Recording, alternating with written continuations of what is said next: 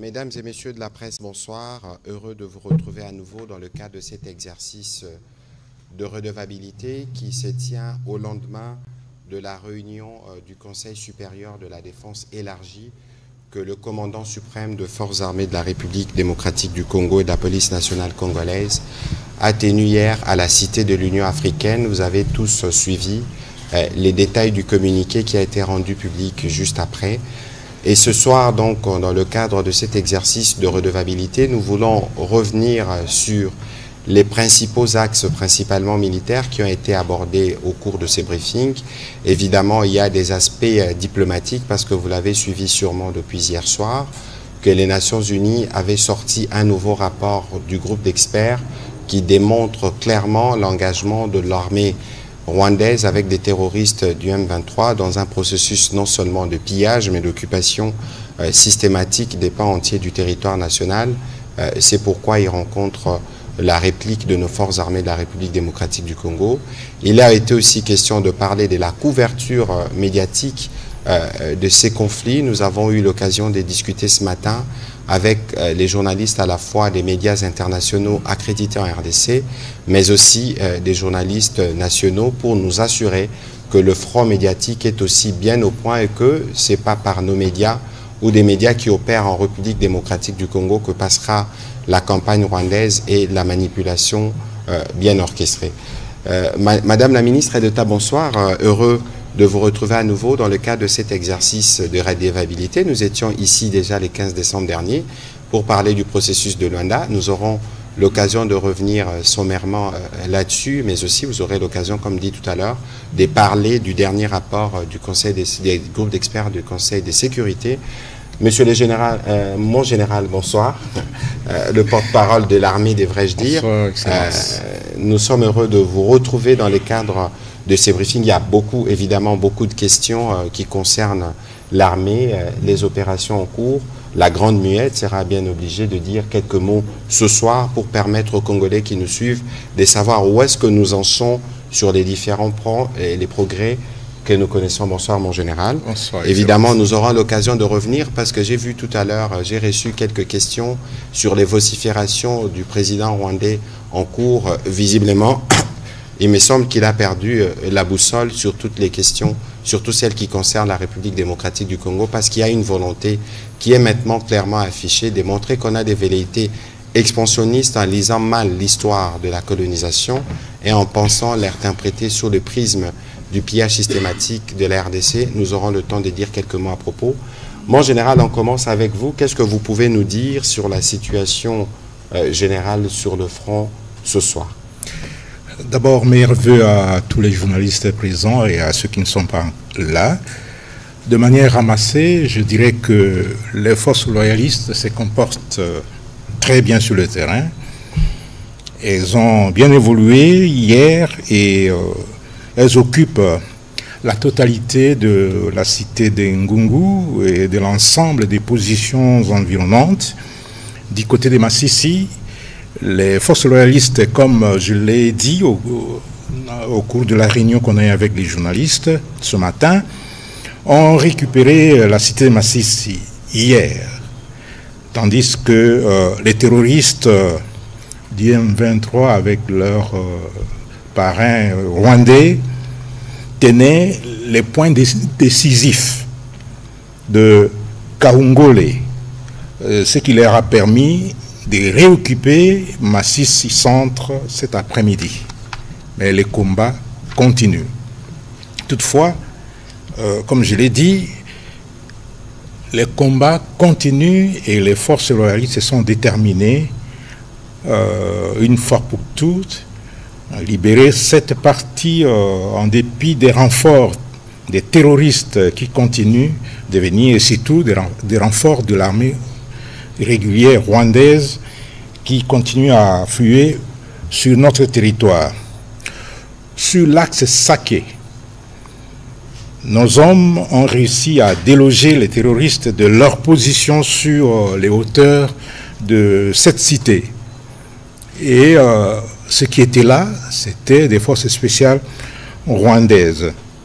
Au front nord, les terroristes de Rwandais ont essayé ce matin de secouer nos positions, mais ils n'ont pas pu avancer car les forces armées de la République démocratique du Congo leur ont infligé une bonne correction aujourd'hui, et avec l'intervention de tous les moyens qu'on a, les moyens aériens, les moyens terrestres, l'artillerie, ils ont perdu du terrain.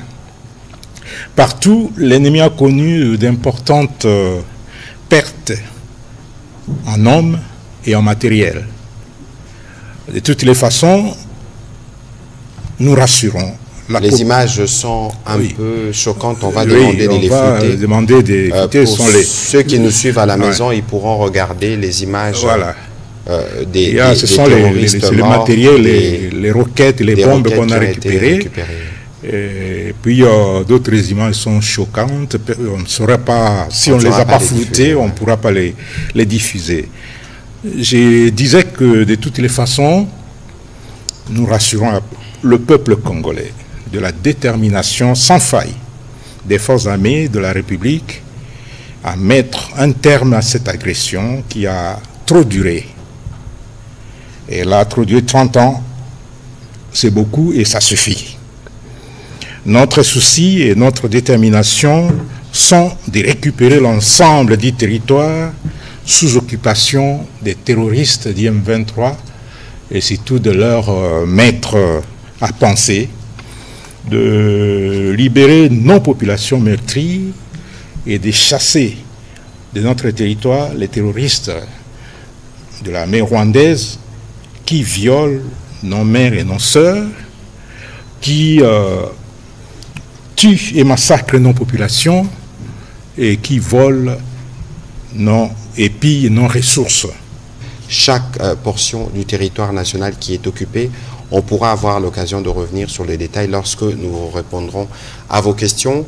Madame la ministre d'État, évidemment, vous secondez le président de la République dans le front diplomatique. Et du point de vue du front diplomatique, bien avant d'ailleurs que vous ne puissiez dire quelques mots sur les rapports du Conseil de sécurité, mais nous avons noté l'isolement continu du Rwanda. Jusqu'à tout à l'heure, nous avons vu encore une déclaration de leur allié plus ou moins fidèle, la Grande-Bretagne. Qu'est-ce que vous pouvez nous en dire sur toutes les déclarations que vous avez pu enregistrer des condamnations des aventures rwandaises dans l'Est de la RDC? Merci beaucoup, Monsieur le ministre, et je saisis aussi l'occasion de souhaiter les meilleurs vœux à tous les collègues de la presse. En effet, je pense qu'on peut même retracer cela au mois de décembre, après le rendez-vous manqué, ou plutôt boycotté par le Rwanda du 15 décembre. Nous avons vu qu'il y a eu une succession de communications claires sur aussi la déception de plusieurs partenaires par rapport à la posture du Rwanda. À commencer par le 20 décembre, quand le nouveau mandat de la MONUSCO a été renouvelé. Il était très important de voir que dans le cadre de cette réunion du Conseil de sécurité, les États-Unis d'Amérique, mais aussi le Royaume-Uni, se sont prononcés contre l'ingérence du Rwanda, contre la présence des troupes du Rwanda, et l'ont fustigé de manière très publique à travers des explications de leur vote sur la résolution prolongeant le mandat de la MONUSCO.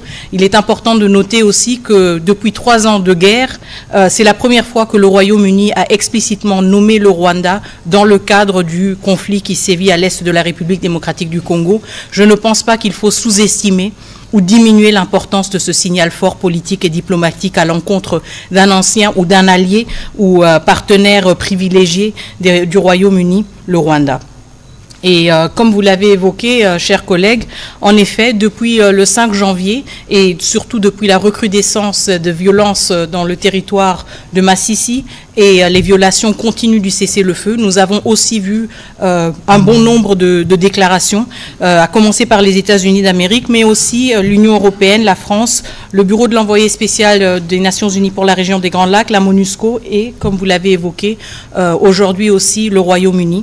Je pense que tout cela montre à quel point le Rwanda s'est isolé lui-même. L'Angola, merci. l'Angola. Angola aussi en particulier très important parce que c'est le facilitateur du processus même de Luanda et c'est la première fois que l'Angola s'est prononcé sur la situation à l'est de la République démocratique du Congo.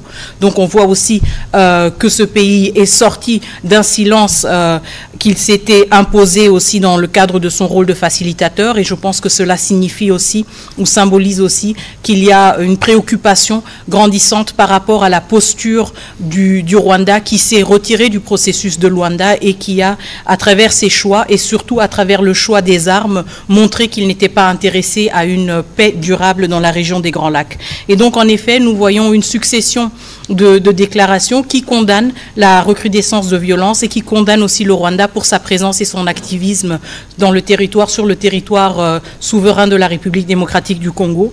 Je sais que pour certains, ce ne sont que des déclarations, mais encore une fois, je voudrais insister sur le fait que ce sont des symboles très importants dans le cadre diplomatique et que nous avons maintenant plus en plus de voix qui sont en train de s'élever et surtout qui sont en train de se désolidariser du Rwanda, qui est un pays maintenant isolé et qui doit assumer le prix politique de ses choix, à savoir le choix de ne pas venir au sommet de Luanda le 15 décembre et de ne pas participer à la recherche constructive d'une paix durable dans la région des Grands Lacs. Et maintenant, nous faisons face à un monde qui est confronté au vrai visage du Rwanda et nous saluons le fait que ce monde et que ces partenaires que nous avons soient de plus en plus explicites et vocaux dans leur désapprobation de cette posture.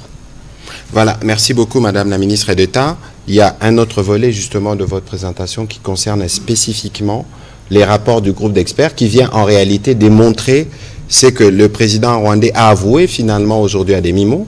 C'est pourquoi d'abord il n'est pas venu, mais lorsqu'il commence à faire des vociférations ou à remuer un passé colonial disant que les origines du conflit remontent à là, on comprend qu'ils sont dans une logique d'occupation et les rapports des experts le corroborent.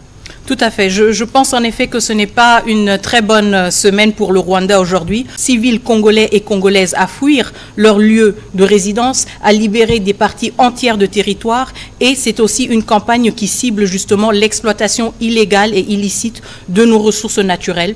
Le rapport du groupe d'experts qui fait plus de 162 pages parle d'environ 150 tonnes de coltan qui ont été exportées frauduleusement vers le Rwanda, 150 tonnes.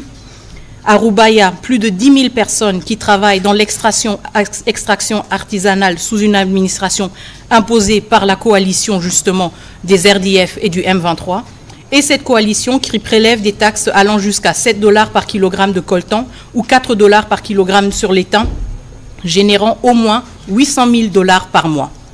Donc comme je le disais, ce rapport est extrêmement accablant par rapport au Rwanda et nous montre à quel point justement cette campagne est une campagne qui n'a rien de noble, qui n'a pas du tout pour vocation de protéger quelconque population congolaise, des populations qui elles sont toutes protégées par l'État congolais, mais que c'est une campagne d'expansion, une campagne d'occupation et une campagne de pillage.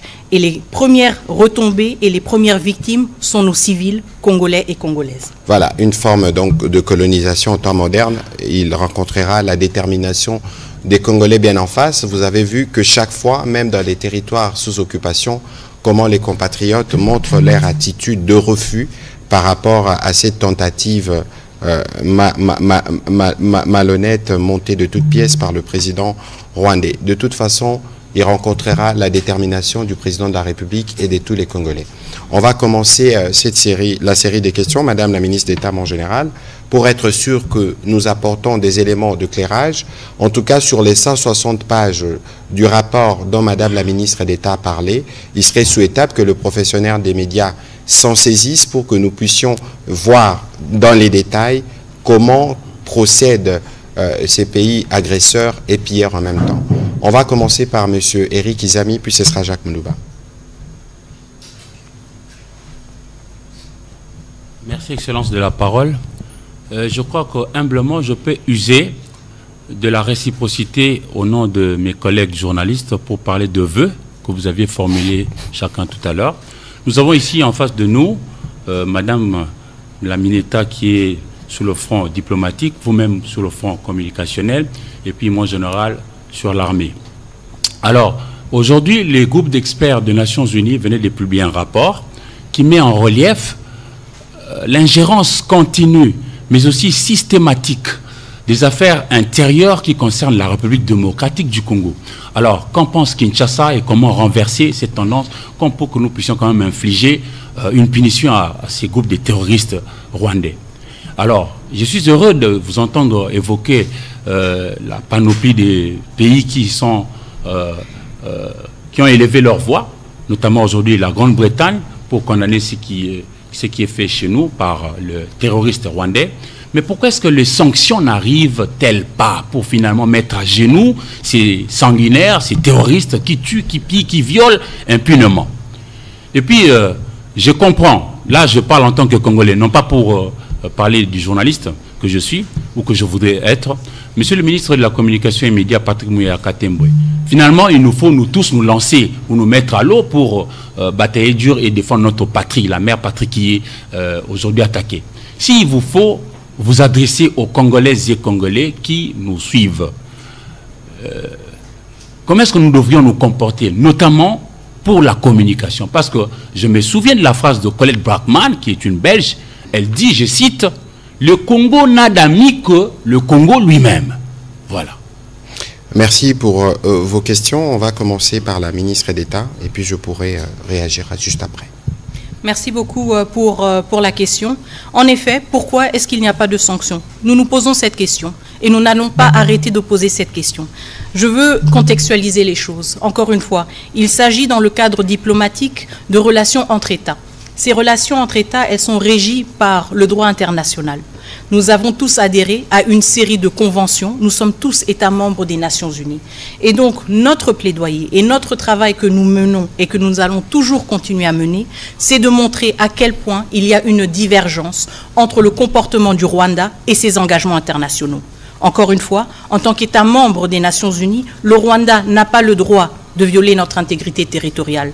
En tant qu'État membre des Nations Unies, en tant que signataire des conventions de Genève, il n'a pas le droit de bombarder des écoles, des camps de déplacés. Et nous n'allons pas arrêter de le rappeler. Mais le droit aussi doit être imposé et observé par les pays partenaires. C'est pour cela que nous menons un plaidoyer d'arrache-pied envers tous les partenaires et en particulier les membres permanents et non permanents du Conseil de sécurité pour montrer justement les violations du Rwanda par rapport à ce droit international.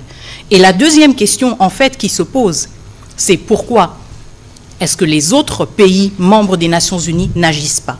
Ce qui est important, c'est que nous prenons tous ces pays-là pour témoins et nous n'allons pas arrêter de leur rappeler aussi qu'eux sont en train de manquer à leurs obligations devant le droit international. C'est le plaidoyer que nous menons, ce sont les démarches que nous menons. Spécifiquement pour la question du rapport du groupe d'experts, nous allons aussi adresser des recommandations spécifiques au comité de sanctions des Nations Unies. Pourquoi? Parce qu'il s'agit de sanctions individuelles. Nous allons dresser une liste d'individus qui, selon nous, doivent être sanctionnés, et le régime des sanctions des Nations Unies le permet, mais nous allons aussi recommander des mesures, justement, pour punir le Rwanda dans le cadre de ce qui est déjà fait et ce qui existe dans le cadre des activités du comité de sanctions et du Conseil de sécurité. Donc, certes, c'est frustrant, je le reconnais tout à fait, mais encore une fois, nous prenons tous ces pays, tous ces États membres, tous ces pays qui se disent nos partenaires, nos alliés, tous ces pays qui nous donnent des leçons sur les droits de l'homme, nous les tenons aussi responsables pour leur silence accablant, qui pendant des décennies a permis au Rwanda de tuer, de violer et de piller en République démocratique du Congo. Et l'histoire ne sera pas généreuse par rapport à leur silence. Et ils devront assumer cette responsabilité. Nous assumons la nôtre en parlant et en usant de tous les moyens possibles. La diplomatie, elle parle, elle négocie, elle raisonne. L'armée a aussi ses moyens. Et il y a une pluralité de démarches qui sont fournies au niveau de notre gouvernement pour assurer justement que nos intérêts vitaux sont protégés et sont maintenus. Merci, Madame la ministre d'État, pour la clarté justement de vos propos, de ce que nous faisons sur le front diplomatique. Parce que pour cette guerre qui est dirigée par le président de la République lui-même, nous avons différents fronts. Le front diplomatique qui utilise les moyens de la diplomatie le front militaire, le front médiatique, le front judiciaire qui n'est pas de moindre, parce que vous avez vu que déjà, la Mineta vous parlait tout à l'heure de 150 tonnes de coltan, mais Apple, grâce à l'action judiciaire que nous avons engagée, a renoncé à s'approvisionner dans la région. Ce qui est déjà un pas significatif. Ce n'est pas suffisant parce que reconnaître qu'on s'approvisionnait dans la région signifie donc de ne plus à dire qu'on ne s'approvisionnerait plus dans la région, c'est reconnaître implicitement qu'on les faisait. On les faisait auprès de qui? Et pour ça, nous allons obtenir des clarifications. Il y aura le procès d'Arusha qui va arriver bientôt, mais pour ce qui concerne spécifiquement le front médiatique dont on parle, il faut savoir que, je rappelle encore ce que nous disons souvent, la guerre ici, c'est une guerre qui est faite à chaque Congolais, où qu'il se trouve sur les territoires nationaux. Parce qu'elle dure depuis 30 ans. Le président Tshisekedi a hérité de cette guerre. Et avec le président Tshisekedi, nous avons maintenant l'avantage d'avoir une stratégie claire que nous vous détaillons tous les jours pour que cette fois-ci, ça se termine une fois pour toutes, pour éviter des recyclages. Mais c'est en cela que Madame la ministre d'État et tous les négociateurs congolais sont fermes sur la question de la négociation avec les M23 parce qu'il est hors des questions que nous puissions ouvrir une quelconque forme de brèche pour recycler les problèmes de brassage et mixage finalement. C'est ce qui nous a permis de garder pour toujours, jusqu'à présent en tout cas, de traîtres au sein de notre armée. Et si on parle de mort, des peines de mort, c'est justement pour réprimer des comportements comme ceux-là. Mais alors, vous les professionnels des médias, alors ce matin nous disions, avant d'être journaliste, vous êtes des compatriotes. Vous ne pouvez pas imaginer le coût quotidien de cette guerre. Vous ne pouvez pas imaginer ce que nous dépensons dans cette guerre pouvait générer comme profit, y compris d'ailleurs pour certaines entreprises pour lesquelles vous pourrez faire de la publicité. Et donc, l'interpellation qui est faite, c'est de vous dire que le premier défenseur de la République démocratique du Congo, c'est 100 millions de Congolais partout où nous nous trouvons. Donc, ne considérez pas que les mégas que vous avez dans vos téléphones, c'est des mégas qui doivent servir que pour vous-même. C'est des mégas qui peuvent servir pour votre pays en relayant, par exemple, ce que nous disons. Et en vous méfiant, justement, de ce qui est dilué sur les réseaux sociaux, parce que c'est là que se trouve le poison rwandais. Et vous savez que le Rwanda, c'est l'empire du mensonge, et vous suivez régulièrement les côtés un peu bipolaires de son président, qui aujourd'hui encore a péroré sur des énormités concernant la République démocratique du Congo. En résumé, ce qu'ils veulent, c'est de continuer les processus de pillage. En résumé, le Rwanda d'aujourd'hui ne peut pas vivre sans voler en République démocratique du Congo. Et aucun Congolais, où qu'il se trouve, ne peut accepter cela. Vous savez, les jeunes de Goma, les jeunes de la partie est du pays, qui sont nés en 94, sont nés dans la guerre, ça fait 30 ans. Pour ces jeunes-là, il y a un besoin qui pense aussi autrement. Pour ces jeunes-là, ils ont besoin que leurs enfants croissent dans un pays pacifié. Et c'est pourquoi le président de la République se bat. Et c'est pourquoi nous, on va être plus tranchants. On ne va plus laisser une quelconque forme de manipulation, une quelconque forme d'intrusion rwandaise dans notre opinion et dans notre environnement, quel que soit le canal, média ou pas, parce qu'il est temps pour nous de nous assurer que nous continuons chacun en ce qui le concerne en train de faire notre part pour mettre fin à cette guerre d'agression et nous y arriverons. On va prendre les questions de M. Jacques Moudouba et puis Dadi Songozo se prépare.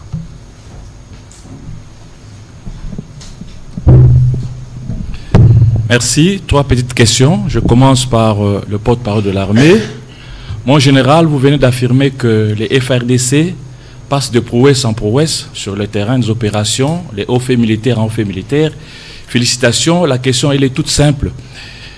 Qu'est-ce qui est fait aujourd'hui pour qu'on arrive à récolter ces résultats et qui n'était pas fait hier?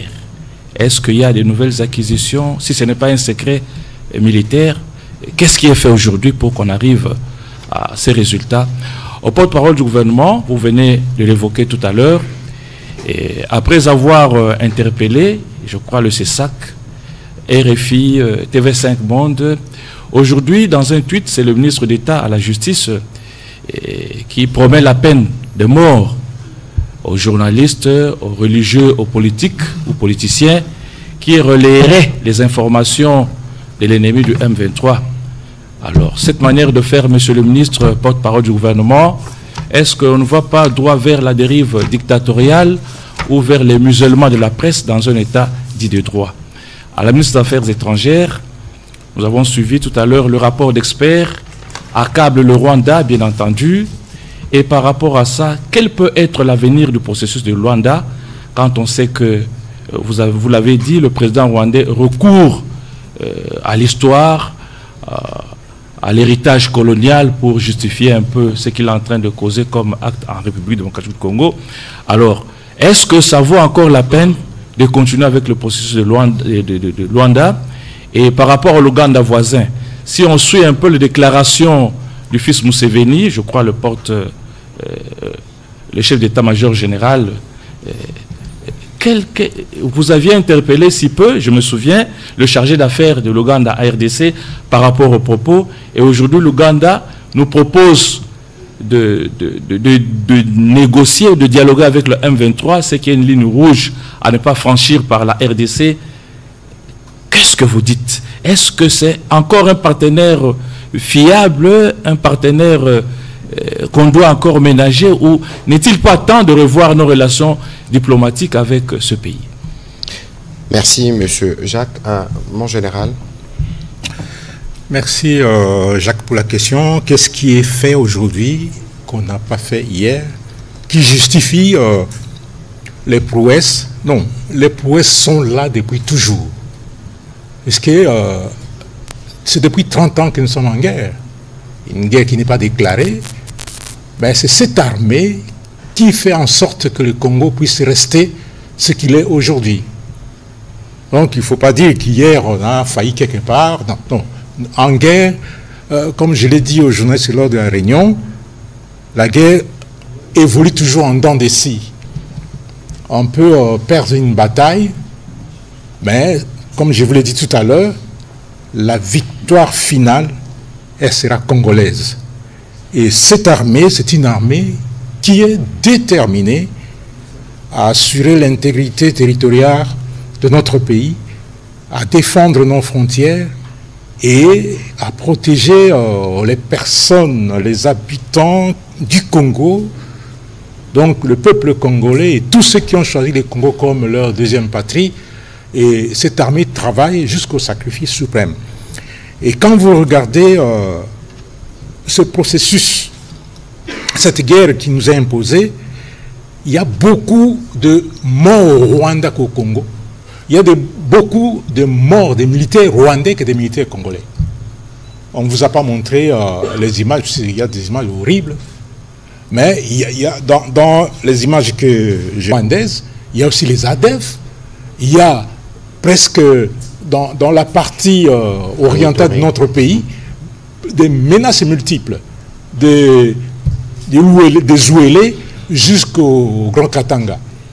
Il y a plusieurs menaces et l'armée est appelée à affronter toutes ces menaces-là. Mais, comme je l'ai dit tout à l'heure, elle est déterminée à ramener la paix dans notre pays et de gré ou de force, cette paix reviendra. Et cela arrivera. Alors, sur votre question concernant les médias, et je l'ai annoncé ce matin que j'ai décidé, après évidemment discussion et analyse avec mon équipe, de retirer les accréditations accordées aux journalistes d'Al Jazeera. Parce que c'est tout simple. Comment voulez-vous comprendre qu'un média comme celui-là, qui a des journalistes régulièrement accrédités en République démocratique du Congo, puisse utiliser une chercheuse, une militante notoirement connue comme pro-rwandaise, qui n'est pas dans la liste de journalistes accrédités, qui va interroger le chef d'un mouvement terroriste sans avoir ni accréditation ni visa. N'est-ce pas méprisant? D'abord pour ces journalistes-là. Alors, à quoi ça sert à cette chaîne d'avoir des journalistes accrédités localement lorsqu'il faut faire une interview, recourir à une chercheuse qui est militante? C'est une porte d'entrée de la manipulation et de l'intrusion. Nous leur avons écrit Et nous attendrons, parce que sûrement à un moment ou à un autre, ils réagiront.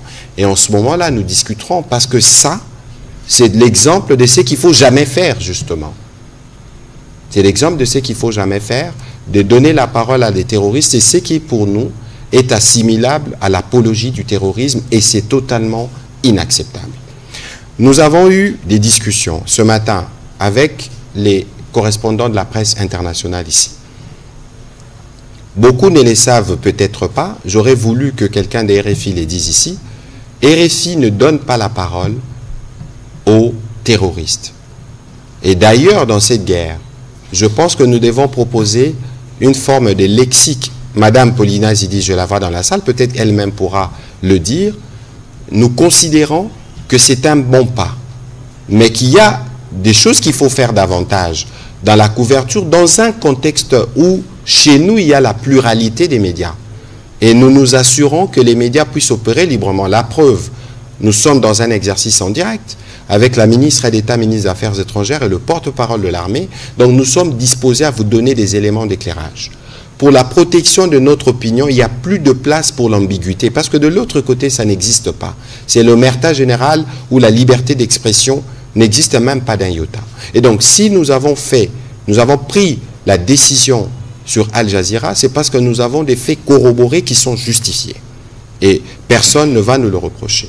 Mais pour ce qui concerne les autres médias de la presse étrangère, nous avons aussi discuté par rapport à la spécificité, à la délicatesse du sujet. Le Congo, la RDC représente 60% du bassin d'audience de RFI, France 24 ou TV5. Et 60%, c'est énorme lorsque vous êtes un média. Et les Congolais, dans leur grande majorité, si pas tous les Congolais, ne veulent pas du Rwandais, du militaire rwandais, des agissements du président rwandais sur notre territoire. Et cela doit être en mesure de ressortir et sans entacher à rien les professionnalismes de ces médias. Nous sommes dans un contexte de crise et tout le monde devrait le comprendre parce qu'on peut même envisager des mesures plus radicales. Alors, sur la question de la peine de mort qu'a évoqué le ministre de la Justice, je pense qu'il faut... Vous connaissez le ministre de la Justice dans son style et dans sa fermeté. Je pense qu'ici, ce qu'il faut considérer, au-delà des commentaires que les uns et les autres peuvent s'autoriser, c'est une interpellation. C'est une interpellation qui ne concerne pas que le professionnel des médias, c'est une interpellation qui concerne à la fois les militaires et d'autres personnes qui sont sujets ou qui peuvent être utilisés comme de canons pour passer des messages de l'ennemi. Nous avons l'obligation, nous, de protéger notre opinion sur ce qui peut la détruire, surtout par rapport à cette guerre qui nous endeuille, qui a fait des millions de déplacés. Nous devons en finir. Et donc, considérez que vous êtes plutôt interpellé dans le cadre de l'exercice de vos fonctions, et ce n'est que de cette manière que nous allons nous assurer que nous, comme Front médiatique, nous apportons notre contribution aux efforts diplomatiques qui sont faits et aux efforts militaires qui sont faits pour régler le problème de la sécurité dans l'Est. Madame la ministre d'État, pour les questions qui vous concernent. Merci beaucoup. Alors, tout d'abord, la question sur le processus de Luanda, son avenir et si nous avons encore espoir. Je voudrais souligner une chose. Le processus de Luanda est un processus diplomatique et qui a pour objectif de faciliter la fin des tensions entre la République démocratique du Congo et le Rwanda.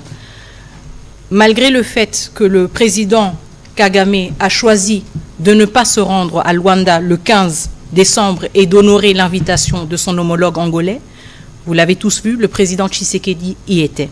Et je pense que c'était un signal fort et important qui montrait à quel point nous tenons à la paix, mais aussi à quel point nous respectons l'autorité, la sagesse et le mandat du facilitateur angolais qui a été désigné par l'Union africaine. Et donc, pour nous, le processus de Luanda, il a encore lieu d'être. Il est mis à l'épreuve actuellement à cause du comportement du Rwanda. Nous allons donc attendre et voir si le Rwanda va peut-être retrouver le chemin de la raison. Mais notre position est claire. Nous voulons la paix. Nous respectons l'autorité du facilitateur angolais. Et si le processus de Luanda devait reprendre, Et si le processus de Luanda devait reprendre en nous donnant des raisons fiables, si vous voulez, d'y faire encore confiance, nous allons retourner à Luanda. Nous avons toujours insisté que la solution à ce problème, la solution diplomatique se trouverait uniquement à Luanda. Pas à Zanzibar, pas je ne sais pas où. Nous avons toujours été très clairs. Le problème, c'est qu'apparemment, Kigali a peur de Luanda. Mais ça les concerne eux, pas nous. La deuxième question par rapport au général Muhoozi est nécessaire. Il n'est pas suffisant de dire que le gouvernement ougandais communique uniquement à travers son ministère des Affaires étrangères et sa présidence. La réalité, comme vous l'avez dit, est justement qu'il y a des individus qui se permettent de faire des commentaires et de faire des déclarations qui sont complètement décontextualisées, qui portent préjudice aux efforts et à la stabilité sensible de la région. Et nous ne pouvons pas accepter des réponses bureaucratiques de nos partenaires ougandais qui nous disent que cette personne n'engage personne d'autre à part lui-même. Et donc, nos partenaires ougandais sont très informés sur le fait que nous attendons des clarifications et que ce soit des clarifications aussi publiques. Et je voudrais aussi souligner le fait que nous ne sommes pas seuls, si vous voulez, en tant que pays qui font face justement à cette logorée de déclarations assez erratiques et inconsidérées. Il y en a eu plusieurs à l'égard du Soudan, du Sud-Soudan et d'autres pays de la sous-région. Je pense que nos amis ougandais ont suffisamment de matière pour se pencher sur cette question et pour trouver une solution et la communiquer de manière crédible envers tous les partenaires qui ont raison d'être préoccupés par cette forme assez particulière de communication. Voilà, merci. On va prendre les questions de Dadi Songozo. Bon, le président rwandais a peur de Luanda, sûrement parce qu'il ne veut pas que ce soit le cimetière de son enfant chéri, les mouvements terroristes M23. Allez-y, s'il vous plaît. Merci. Tout à l'heure, vous avez parlé de pays qui ont dénoncé la reprise des hostilités dans la partie est du pays. Il y a la France aussi qui a donné de la voix. La question que nous aimerions poser, qui a, disons, qui a violé les cessez-le-feu, quand aujourd'hui on parle des hostilités? Et ce sont les FARDC ou le Rwanda? À qui destinez-vous votre question, s'il vous plaît? Au général Sylvain Ekenge, qui a violé les cessez-le-feu. Et qu'en dit l'Angola qui joue la médiation? Notre question, la deuxième, s'adresse au ministre de la Communication et porte-parole du gouvernement. Il y a eu une réunion du Conseil supérieur de la défense et les médias ont été, je ne parlerai pas de criblés, parce qu'il y a une responsabilité des journalistes dans ce qui se passe, selon ce que vous nous avez dit ce matin. Quelles sont les dispositions prises pour permettre aux journalistes de pouvoir travailler professionnellement, c'est-à-dire avoir les informations de part et d'autre sans se tirer des ennuis? Parce que c'est de ça qu'il s'agit. Merci. Merci. Mon général, Madame la ministre d'État, je pense que sur la première question destinée au général, sur la violation du cessez-le-feu, vous pourrez le compléter en ce qui concerne le mécanisme de suivi justement qui se charge de superviser tout ça. Allez-y, mon général. Oui, merci, mon ami. Je ne suis ni politique, ni diplomate, et je ne suis que militaire. Mais la première réponse que je dois vous donner, c'est que vous connaissez qui a violé le cessez-le-feu. Vous, tel que vous êtes là. Vous connaissez qui a violé le cessez-le-feu. Vous êtes sur le front médiatique, obligatoirement. Vous connaissez qui a violé le cessez-le-feu, et c'est exactement le Rwanda. Madame la ministre d'État vient de nous le dire ici, que la RDC a toujours respecté ses engagements. Et ce n'est pas la première fois qu'on a connu le cessez-le-feu. La RDC a toujours respecté sa parole et ses engagements, mais c'est les Rwandais, et surtout Paul Kagame, qui ne respectent rien. qui ne suit que ses instincts. Et ce sont les Rwandais qui ont violé le cessez-le-feu, qui ont commencé à nous attaquer. Et nous, on ne peut pas croiser les bras, nous avons réagi et nous le faisons de la même manière. Et d'ailleurs, quand j'ai répondu à la première question, j'espère que vous avez vu cette image dans les réseaux sociaux. Un colonel rwandais, le lieutenant-colonel Nzitonda, qui s'est pendu. Il s'est pendu et avant de se pendre, il a laissé ce message qui est un testament. Et mon secrétaire particulier qui parle correctement anglais l'a traduit. Et ce message dit ceci, testament du lieutenant-colonel rwandais Jacques Nzitonda. Je m'appelle lieutenant-colonel Jacques Nzitonda.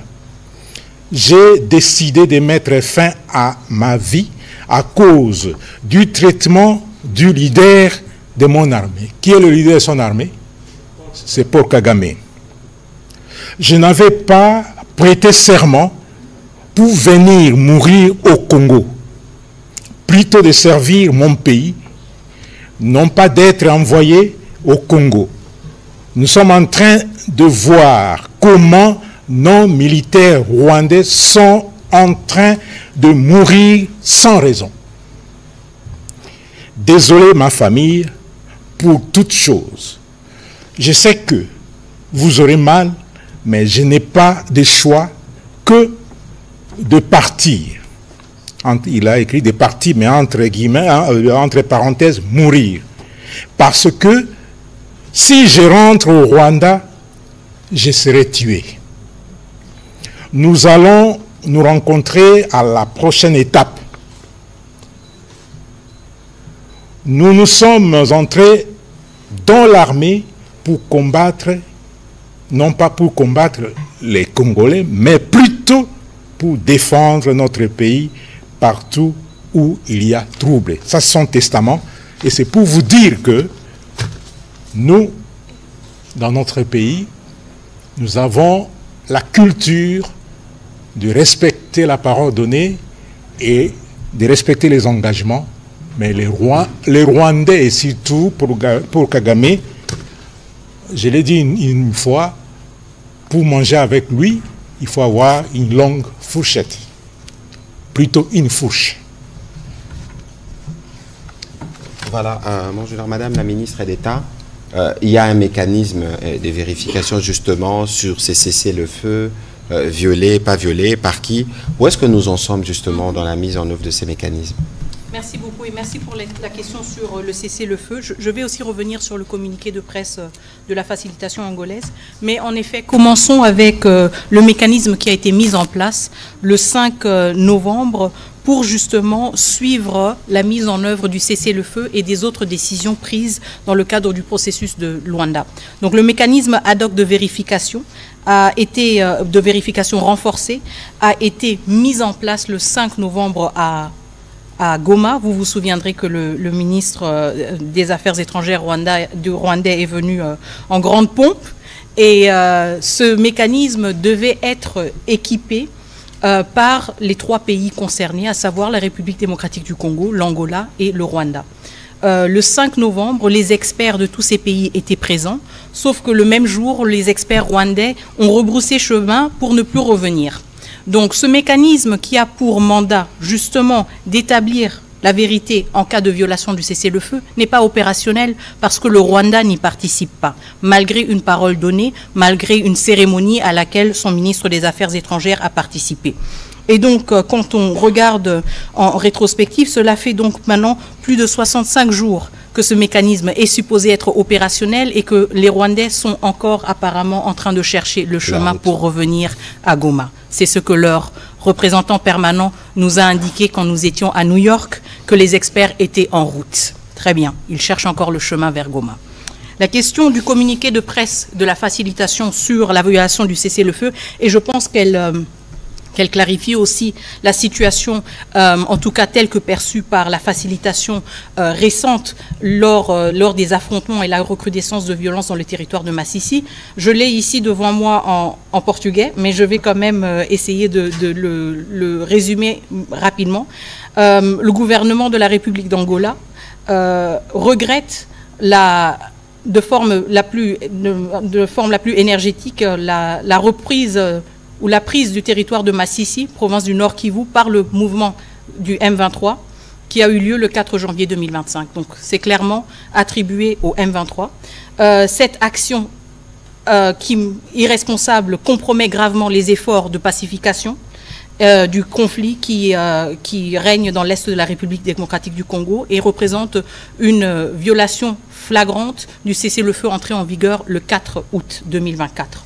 Dans ce contexte, et je pense que c'est ce paragraphe qui est le plus intéressant pour nous, le gouvernement de la République d'Angola manifeste sa profonde préoccupation face à l'escalade du conflit et de la conquête illégale de territoires dans la République démocratique du Congo, qui constitue également des violations de l'intégrité territoriale de la République démocratique du Congo et de sa souveraineté, telles que stipulées dans l'acte constitutif de l'Union africaine et de la Charte des Nations unies. Je pense que c'est un message très clair qui montre aussi, comme nous l'avons toujours dit et comme cela a toujours été notre message dans notre plaidoyer, le Rwanda est en train de violer tous les actes constitutifs, tous les actes sacrés, si vous voulez, de la communauté internationale dont nous faisons tous partie. Et ça montre que le Rwanda ne fait pas partie des États qui respectent leurs engagements. Il viole l'intégrité territoriale, il viole la Charte des Nations Unies, il viole l'acte constitutif de l'Union africaine. Et maintenant, tout le monde doit faire face à cette réalité. Cet État qui a été chouchouté par les uns et les autres pendant des décennies est en fait un État voyou qui n'a aucun respect pour le droit international et pour les peuples avec lesquels il est supposé cohabiter de manière pacifique. Et qui fait preuve du mépris vis-à-vis du médiateur désigné par l'Union africaine pour la résolution de la crise. Alors, vous savez, Monsieur Dadi Songozo, nous, en République démocratique du Congo, derrière le président Tshisekedi, lorsqu'on parle de questions de droits de l'homme, des questions de liberté de la presse, nous le faisons par conviction. Si vous lisez l'article 123 de la nouvelle loi sur la presse, vous allez lire là-dedans qu'il est interdit, entre autres, de propager des éléments qui peuvent troubler l'ordre public. Ce n'est pas nous qui allons vous apprendre comment faire votre travail que vous faites déjà. Ici, nous, on n'est pas extrémistes, hein, un peu comme on a vu l'exemple européen où les médias russes ont été bannis sur le continent. C'est des choses que nous connaissons, c'est des choses que nous vivons. Et donc, nous, on n'est pas dans un contexte comme celui-là. Et pour les cas de Al Jazeera, c'est parce que nous avons des faits qui démontrent, et personne ne va nous contredire, sur le fait que ce qu'ils ont fait l'apologie du terrorisme. Mais pour le reste, il y a besoin pour vous de tenir compte du contexte de crise dans lequel vous évoluez pour que votre média ne puisse pas être catégorisé. Vous savez qu'en politique, la perception compte pour beaucoup. On ne va pas refaire les débats ici. Mais il faut considérer que nous avons toujours été accessibles au moins une fois par semaine, nous avons un exercice de redevabilité au cours duquel nous répondons de manière claire et franche à vos questions. Sur ce qui concerne les questions opérationnelles, vous comprendrez avec moi que c'est des questions qui ne peuvent pas être traitées au rythme des médias. C'est des questions qui engagent des vies humaines.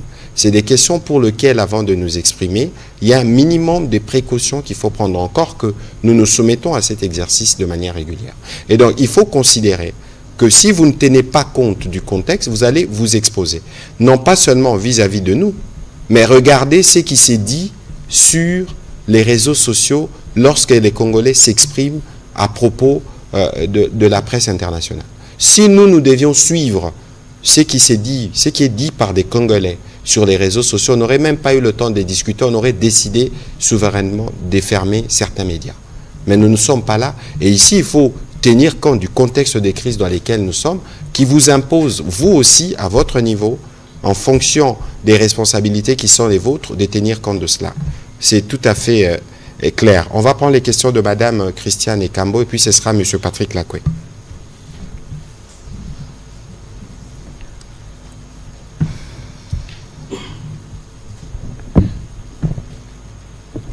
Merci, monsieur le porte-parole. Ma question s'adresse au porte-parole militaire.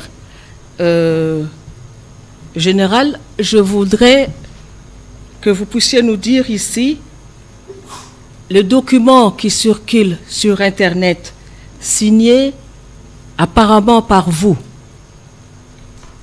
qui date du 4 janvier. Est-ce que vous avez vu ce communiqué de presse? Est-ce que c'est bien vous qui l'avez signé? Il s'agit, moi je regardais ce document, mais c'est l'entête qui m'a fait tiquer. Alors, c'est un document qui porte sur quoi? Le document dit ceci. Communiqué de presse numéro du 4 janvier. Les forces armées de la République démocratique du Congo considèrent avec amertume la création par une certaine dame nommée Yvette Ziguiré d'un compte WhatsApp avec identifiant et photo du lieutenant-général Banza.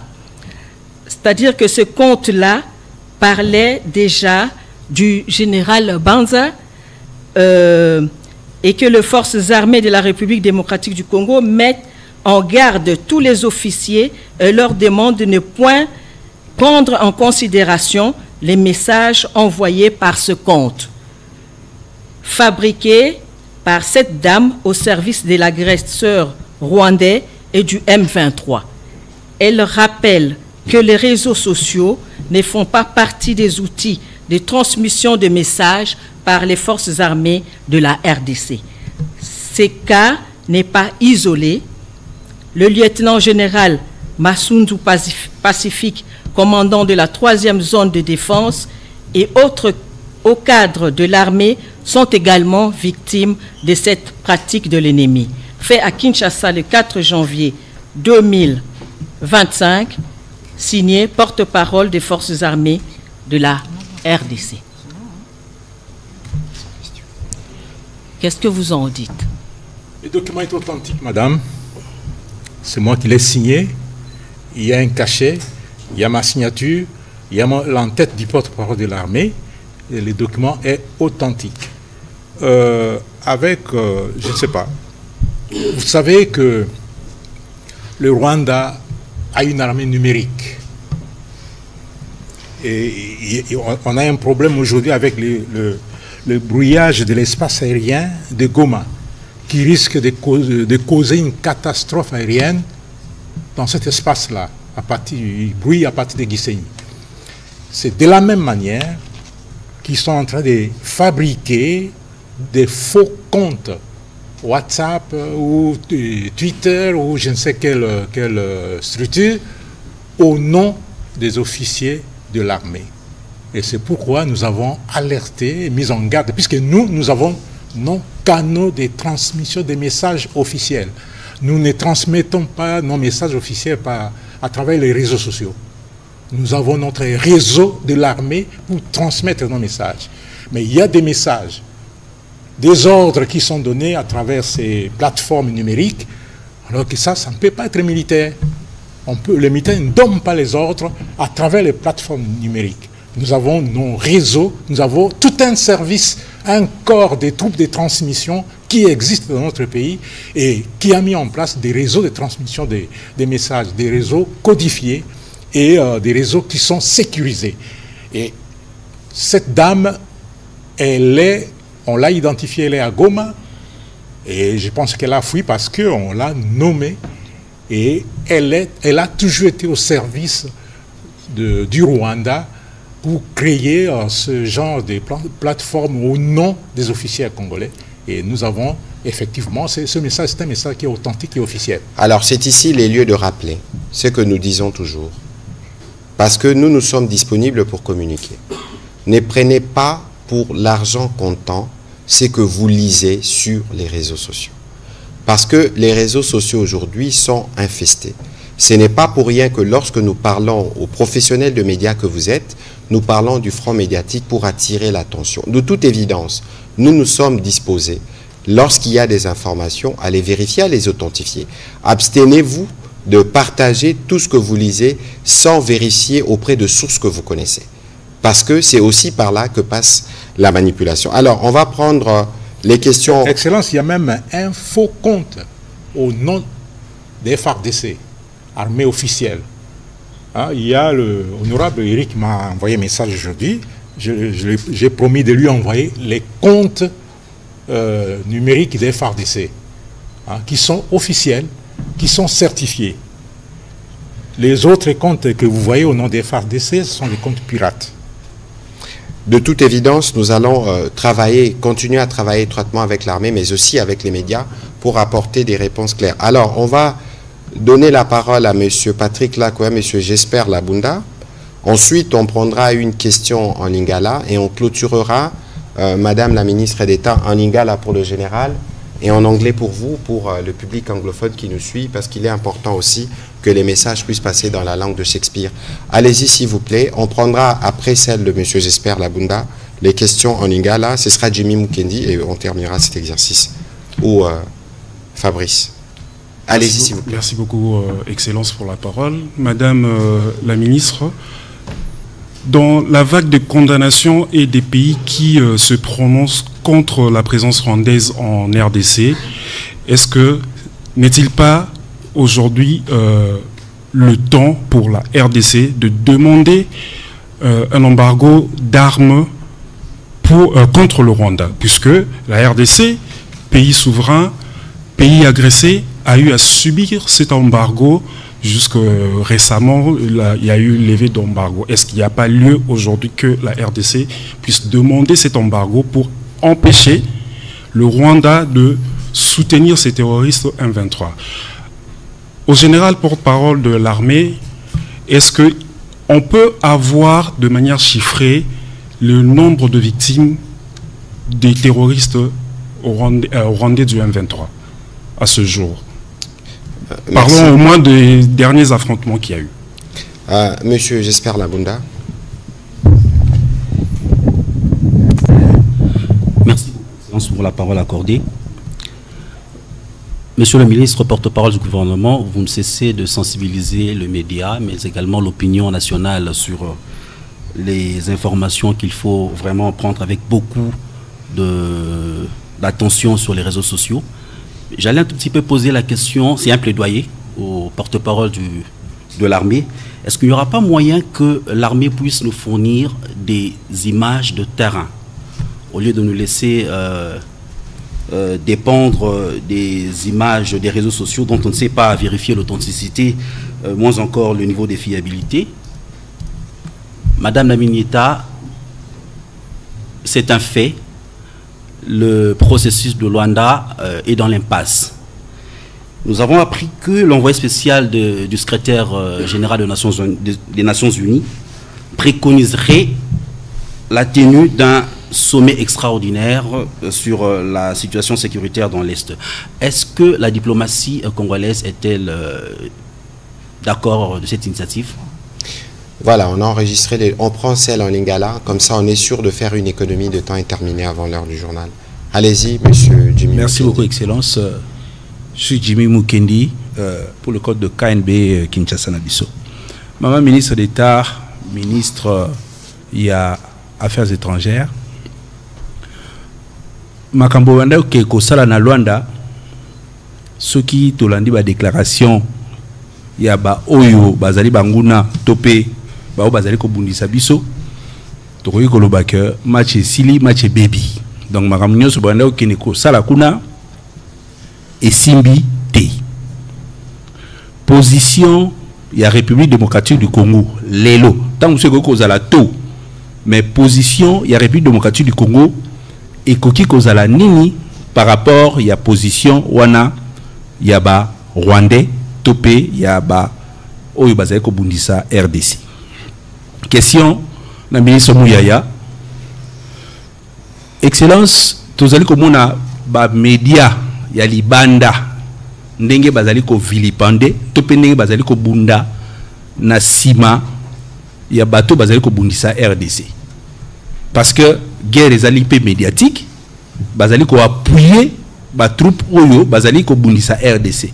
Ba média wana okanga bango kan parce que ceux qui biso ba média na biso toke moi libanda bokomi kokanela biso koboma bapeine de mort na bajournaliste. Mais bato wana o baza libanda o tobengaka abusivement bamédias internationaux o baza na bango kaka bamédias étrangers mpo biso mpe tobimaka libanda toza international. Mokolo nini bokozwa bamesure oyo tokomona ke mboka na biso mpe esali quelque chose pour na protéger bandeko na biso bazali ko kufa kuna na est. Merci. Ndeko Fabrice Motuna Suka. Matondi mingi Thomas Patrick Muyaya Zambi nali na Motuna moko na molobeli ya mampinga ekolo Congo démocratique solo ekosala nsai na motema na baimboka komona bilili ndenge nini mampinga makobunda na bopikiliki nyonso pona ko batela bongo baye ekolo Congo démocratique solo balingi koyeba bamboka boni oyo bobotoli ya sikisiki penza pe biteni ya mboka nini oyo etikali pona kobotola. Nantoma Patrick Muyaya molobeli ya mbula matari ekolo Congo démocratique baimboka bakomona obilili ndenge nini mukambia ekolo ya kala akoyingela bongo na Addis Abeba koyamba bayi Congo mususu bayi opposition nzokande Congo ekopelobe moto mbaro nini tope masolo nini oyo mwana mboka Kabila akosolola na ba opposant na libanda mboka bozali na problème na ye tope azali libre kozonga na pays na ye ndenge alingi. Est-ce que atana exil na mtoma koyangela kamambia bapaya mituna miko tuna maebele baimboka mingi bayebi ke olobaka lopoto nzoko nde babosani pe obeta kalingala malamu na mekaka omekaka matondi mingi me balingi koyeba mbano nini oyo ministère na yo oyo kopesa na bapaya oyo bazali bongo ba journaliste o ba ko bebisa lokumu ya ba journaliste na kati ya République démocratique du Congo. Matondi mingi. Merci. Mon général, nous commencerons par vous. Nombre chiffré de terroristes RDF M23 neutralisés, ça c'est une question que personne ne peut répondre. Même eux-mêmes, des fois, ils ont des difficultés pour répondre à cette question. Il n'y a que les gens qui peuvent compter les morts qui peuvent répondre à la question avec exactitude. Mais ce que nous pouvons vous dire, et comme je l'ai dit et je le répète, il y a la guerre, c'est un jeu de la mort. Quand vous voulez la guerre, c'est que vous voulez la mort. Et la mort n'est pas que chez les agressés, la mort est aussi chez l'agresseur. Et surtout que la guerre se passe où? Sur notre territoire. Effectivement, il y a des gens qui sont assassinés, nos populations, il y a des massacres, mais dans le cadre des opérations militaires, il y a beaucoup plus de morts rwandais que congolais. Pour preuve, je viens de vous lire le testament du colonel Nzitonda, qui n'est pas congolais, qui est rwandais. On vient de vous montrer le cercueil, et au Rwanda, il est strictement interdit de faire le deuil. Et nous avons nos gens qui sont là, qui nous envoient les images. Si vous voulez avoir les images, on peut vous les partager. Une autre image est là, ce sont des cercueils qui sont en train d'être acheminés pour être enterrés. Et on a d'autres, j'ai remis beaucoup d'images des corps calcinés, des corps mutilés par les bombes de l'aviation. Et nous, on n'est pas là pour compter leurs morts, c'est à eux de compter leurs propres morts.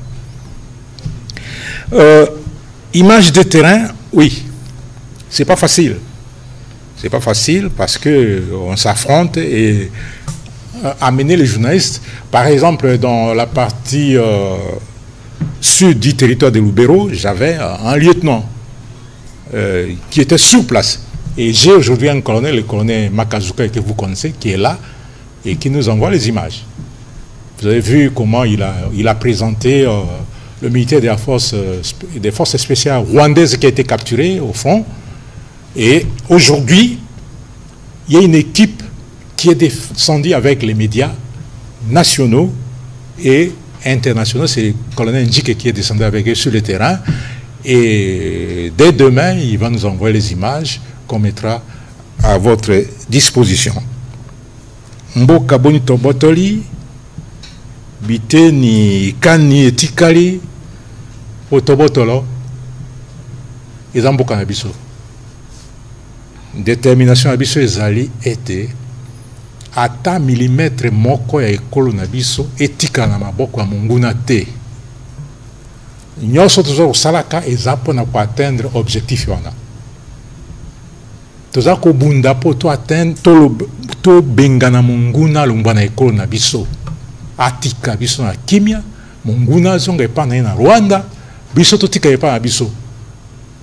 Et ce qui a moni réaction à Corneille Nzitoni, Nzitonda, eza réaction à libosote. Na kanisi boyoka ki masase betaki na Kigali. Et puis la plupart des officiers armés rwandaises baza d'accord na chef na bangote. Mais et pas naye so za d'accord te comme on liwa. Mais biso détermination ya biso ezali intact. On va bouter cet ennemi hors du territoire congolais. Et boyebake mboka na biso, nous allons rester dans nos 2 345 410 km². Merci, mon général. Vous avez encore une question? Non, j'ai fini. Je pense. Madame la ministre d'État, s'il vous plaît. Merci beaucoup. Alors, la première question sur pourquoi est-ce qu'il serait temps de demander un embargo d'armes, de demander au Conseil de sécurité d'imposer un embargo d'armes sur le Rwanda. Je pense que c'est une question tout à fait pertinente. Je voudrais rappeler justement que les embargos, tout comme les sanctions individuelles, font partie de l'arsenal dont dispose le Conseil de sécurité pour sanctionner justement les violations contre le droit international. Je voudrais aussi rappeler qu'en novembre, le comité de sanctions a effectué une descente en République démocratique du Congo.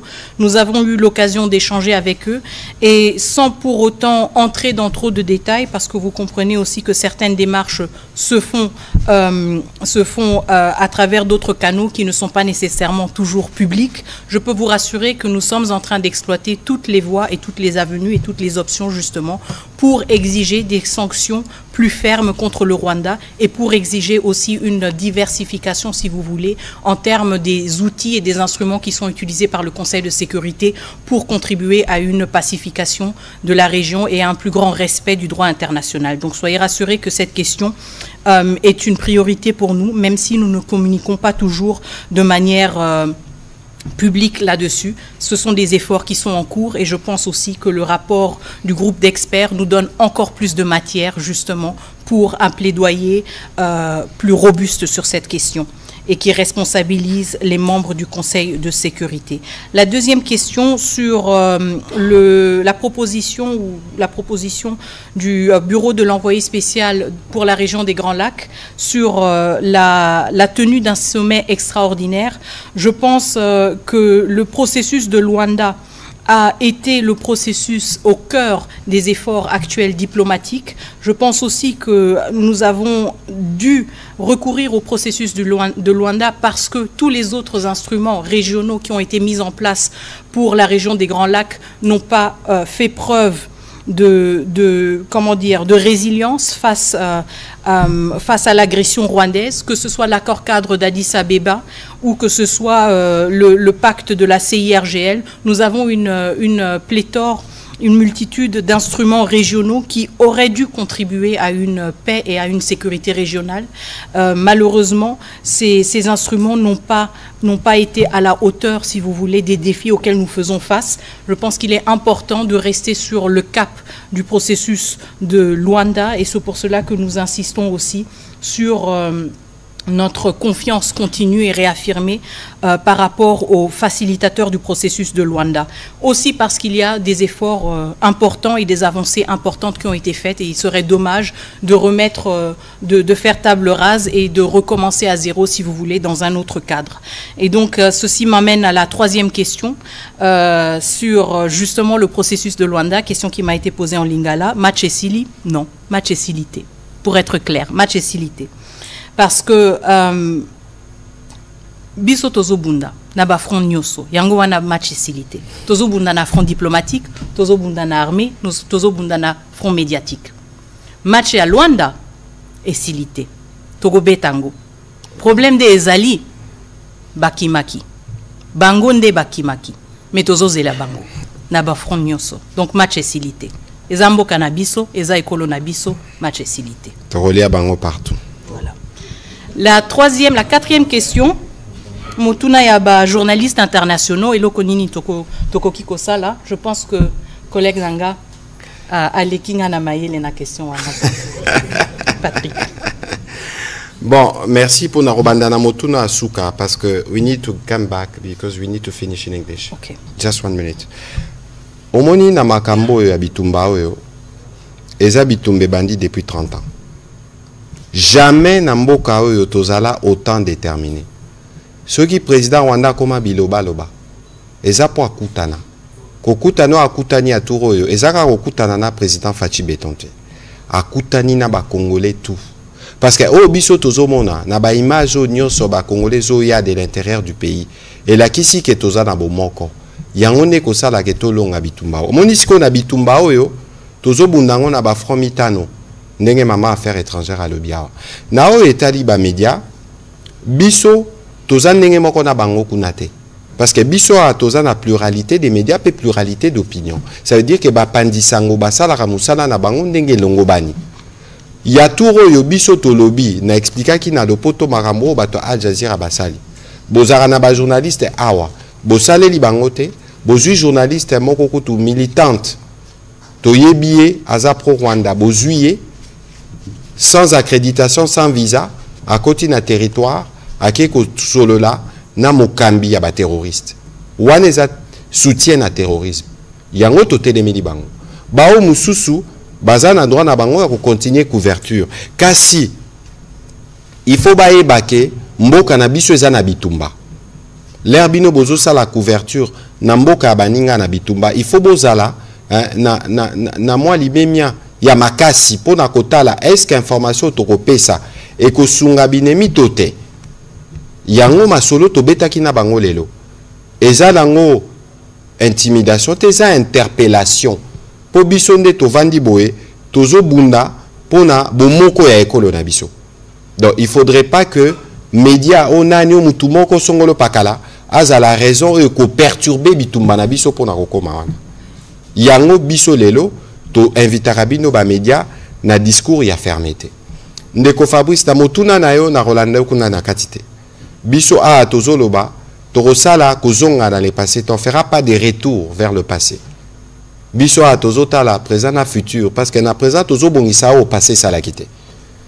Pour tout préparer lobby ya bana Congo. Je pense que yango wana ndeza na mutuya parce que passé au bazoni ngaba proposer biso za passa bitumba. Yango tozana ngo déjà. O tozana ngwa bozolo ba supplétif na bao natanga rakomote bino bokanti za ndenge nini kasi biso ya lelo ya motuya eza kotele mao ba congolais nyonso ba telemi na sima mokonja mapinga pe na sima ba forces armées tolobaka bendele ko yate tolobaka tout pour la patrie parce que biso nyonso faut tele ma bitumbo tolongango na bisika nyonso. Voilà, madame la ministre d'État, just some few words in English to conclude this meeting. There's no question? No questions. You can just explain what are our reactions after the last report of United Nations Group of Experts. Okay, perfect. And about the issue of Luanda process. Okay, perfect. Thank you. So just to conclude on some of the key diplomatic recent events, we particularly want to highlight and welcome the numerous declarations that we have seen from partners and allies of the Democratic Republic of Congo, but also of the greater Great Lakes region that have condemned the violations of the ceasefire. We believe it is important because they highlight to what extent Rwanda is isolated in its posture that has privileged war, that has privileged being in allegiance with the M23, a terrorist group, over showing up at the 15th December meeting summit that was announced by the Luanda facilitation.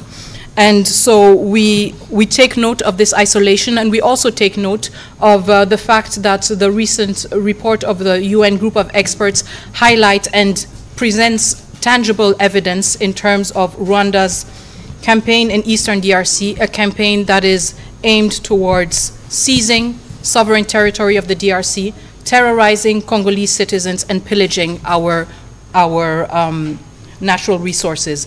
In this regard, we remain resolute in our efforts and determination to continue shedding light on this violation of international law, but also to holding all stakeholders accountable, not just Rwanda, but also the members of the United Nations Security Council, the members of the African Union Peace and Security Council, as well as partners and allies of the Democratic Republic of the Congo and the Great Lakes region. This is a humanitarian catastrophe, a violation of international law, and it deserves the attention of all stakeholders, and we will not relent in holding everyone accountable in regards to their silence and their inaction. Thank you. Okay, some word about the last United Nations Group of Experts. I said something. Voilà, Madame la Ministre, merci beaucoup. Mon général, toi aussi, ça n'a lingala. Et le roni no kyo lo banaba congolais bazota la biso na pourquoi lelo. Na lo bagata monyoso ke mokonza ya mapinga na biso poto benga na lopoto commandant suprême nde akosilisa carrière terroriste ya Kagame.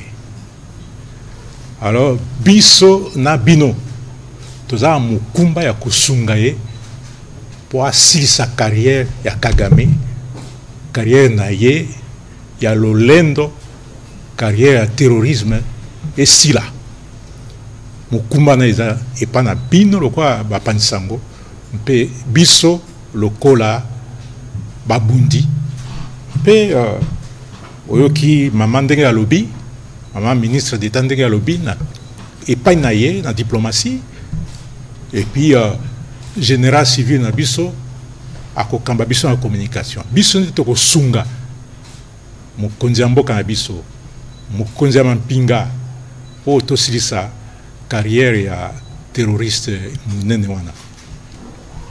Voilà, merci beaucoup mon général. On va terminer cet exercice de redevabilité en reprenant ce que le président de la République nous dit régulièrement, c'est que les Congolais doivent se mobiliser. Se mobiliser autour de lui, autour de nos forces armées de la République démocratique du Congo, pour qu'une fois pour toutes, nous puissions finir avec cette situation d'agression.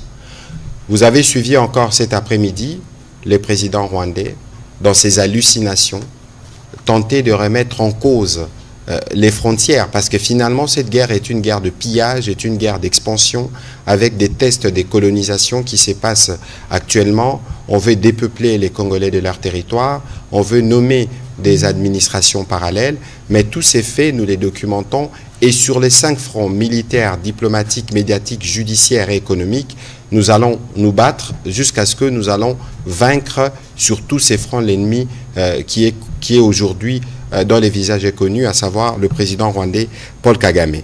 Yango tokoloba, bisonyo sondenge tolobaka bendele koyate. Bisonyo sotosimbaka bendele bisika tozali. Bisonyo sotozaba na ekolo moko o tolobaka tout pour la patrie. Yango na sepela kimingi na milulo tozaki na ona tongo na bapandisango. Les journalistes, je crois, il ne faut pas prendre peur. Nous vous avons interpellé sur votre rôle patriotique pour la défense de la patrie. Binope Bozolanda Bisonandako, nous vous demandons de continuer de soutenir le président de la République et les forces armées, mais aussi tout le gouvernement autour de Madame la Première ministre Judith Suminwa, parce que nous ne ménageons aucun effort pour nous assurer que l'intégrité de notre pays est restaurée et que tous les Congolais, partout où ils sont, peuvent vivre en paix dans leur propre pays. Merci et bonne soirée chez vous.